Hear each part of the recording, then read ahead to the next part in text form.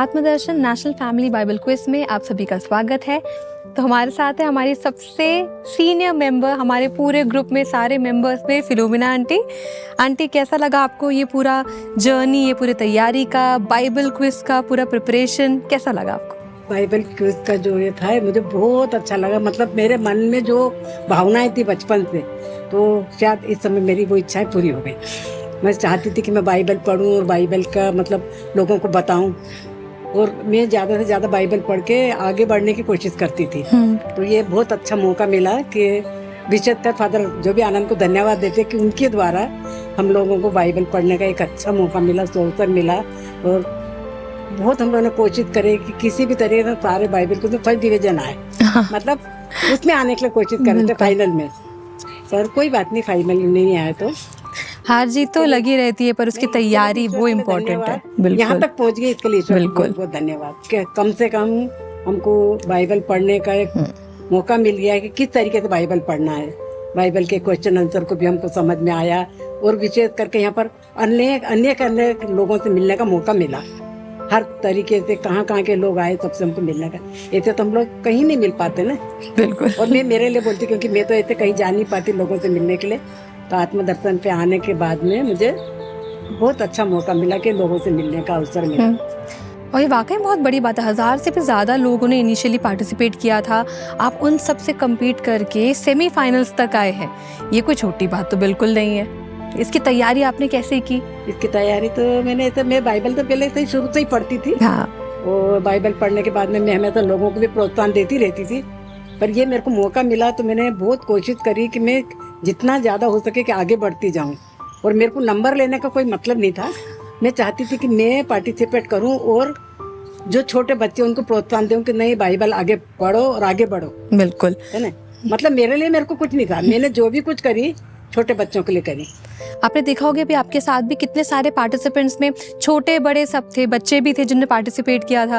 तो आपको देख के अच्छा लगा कि बच्चे भी इस राह पे जा रहे हैं, बाइबल इतने अच्छे से पढ़ रहे हैं, जो आप सबको इंस्पिरेशन देना चाह रहे थे, बच्चे अभी से ले रहे मोटिवेशन। अच्छा। और मैं ये चाहती जैसे हमारे पेरिस के बच्चे या हमारे क्या बोलते हैं डाइसेस के बच्चे भी इस कार्यक्रम में आगे बढ़े और आगे उन्नति करें। और शायद हमारे इंदौर डाइसेस से लोग शिक्षा लेके कैसे आगे बढ़ना चाहिए।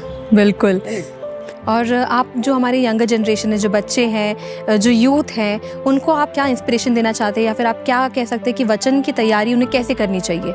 मैं यही बताऊंगी कि वचन की तैयारी सबसे पहले तो हमको अपने आप को पूर्ण रूप से तैयार करना कि हम ईश्वर के संग कैसे बातचीत करें, है ना।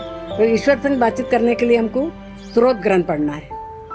अगर हम लोग स्रोत ग्रंथ पढ़ेंगे तो उसके अंदर से हमको बहुत कुछ शिक्षा मिल जाएगी। उसके बाद में अगर माँ बाप का आज्ञा का पालन, तो हमको प्रवक्ता ग्रंथ, प्रज्ञा ग्रंथ, इसको पढ़ेंगे तो हमको उसमें सब कुछ शिक्षाएं मिल जाती है। और उसको पढ़ने के बाद में विशेष करके माता पिता को चाहिए कि वो अपने बच्चों को आगे बढ़ सके। अगर माँ बाप आगे बढ़ाएंगे तो बच्चे आगे बढ़ेंगे। बिल्कुल। माँ बाप बोलते हैं अरे वो तो स्कूल में गए थे ना, तो टीचर ने सिखा दी, अब फादर सिखाएगा, सिस्टर सिखाएगा। पर माँ बाप को ये सोचना चाहिए कि ये हमारे बच्चे, हमारा कर्तव्य है कि हम बच्चों को आगे बढ़ाएं। आशा करती हूँ कि हमारी जो यंगर जनरेशन जो अभी सुन रहे हैं इस बात को, वो इस चीज़ को सुने, प्रेरित हों आपसे, ये समझे कि पवित्र वचन को पढ़ने की कोई उम्र सीमा नहीं है, कोई शुरुआत या कोई एंड का एज नहीं है। हम जब ये रियलाइज़ हो कि हमें ईश्वर के और करीब आना है, पवित्र वचन हमारे हाथ में दिया है, हम उसे पढ़ें और ईश्वर के और करीब आ सकें। आपके घर वालों ने, आपके पैरिशनर्स ने आपको कैसे सपोर्ट किया? मेरे को घर वाले तो कोई है ही नहीं मेरा, है ना। परिवार वाला मेरा कोई हम सब हैं, हम सब हैं नहीं। ऐसे मतलब परिवार में ऐसा घर में कोई नहीं जो मेरे को बोलेगा तू क्या कर रही क्या नहीं कर रही। सबसे पहले मैं फादर जोली जी उनको धन्यवाद देती हूँ कि उन्होंने, मैं तो मना कर दी थी कि फादर मैं नहीं जाऊंगी। फादर बोले नहीं आपको जाना है, किसी को भी ढूंढो, कोई भी, मतलब एक साथी। मैंने फादर मेरा तो कोई भी नहीं है, परिवार में भी कोई नहीं है, बच्चे भी नहीं है, और मेरे रिश्तेदार भी पड़ोस में नहीं है।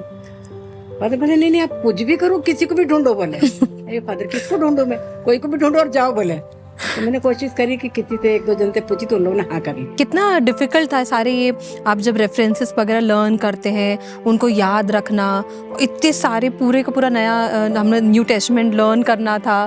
तो प्रभु दे पर ना प्रेरणा, मतलब इसको याद करने के लिए पवित्र आत्मा से प्रार्थना करते थे, विवेक प्रार्थना मांगते थे कि प्रभु हमारे को ज्ञान और बुद्धि दे दे। जैसे तूने सुलेमान को दिया था, तो वो सुलेमान के समान ही मैं रोज खोलती थी, प्रभु तूने जैसे सुलेमान को ज्ञान और बुद्धि दे, मेरे को भी दे दे। बुढ़ापे में मेरी याद शक्ति तो कम हो गई, फिर भी प्रभु मेरे को शक्ति दे। और मैं हमेशा फादर को, फादर मैं पढ़ तो लूंगी पर मेरे को तो अध्याय वाक्य तो याद ही नहीं हो रहा, तो क्या करूँ फादर? बोले सब हो जाएगा, सब हो जाएगा। और फादर लोग मेरे को हमेशा, आंटी आप तो फर्स्ट आ जाएंगे, आप तो फाइनल में आएंगे, तो मेरे को उनका प्रोत्साहन मिलता था, है ना, उनका कंटिन्यूस मोटिवेशन, सपोर्ट और आपकी मेहनत, उसमें तो कोई दूसरी बात है ही नहीं, आपकी मेहनत। बिल्कुल। सबसे बड़ा अपना तो किसी ने बोल दिया कि तुमको ऐसा हो जाएगा, तो हमको खुशी लगती थी, तो मैं बहुत खुश होती थी। चलो, आपकी खुशी में हम भी बहुत खुश, और आपको एक्चुअली इतने दूर इस जर्नी को तय करते हुए देखना और भी अच्छा लगा। एंड आई रियली होप कि अगली बार जब बाइबल क्विज कंपटीशन के लिए एंट्री आएंगे, जो पहला राउंड होगा, उसमें और भी लोग आके पार्टिसिपेट करें, हर एज ग्रुप के लोग आके पार्टिसिपेट करें।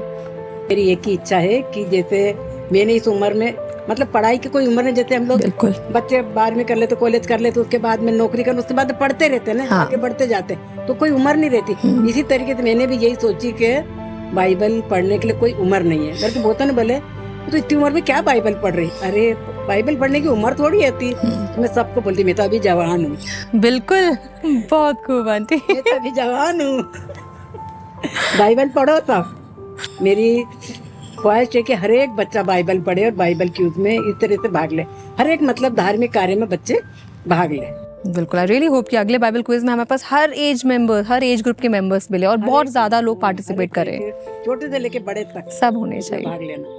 Thank you.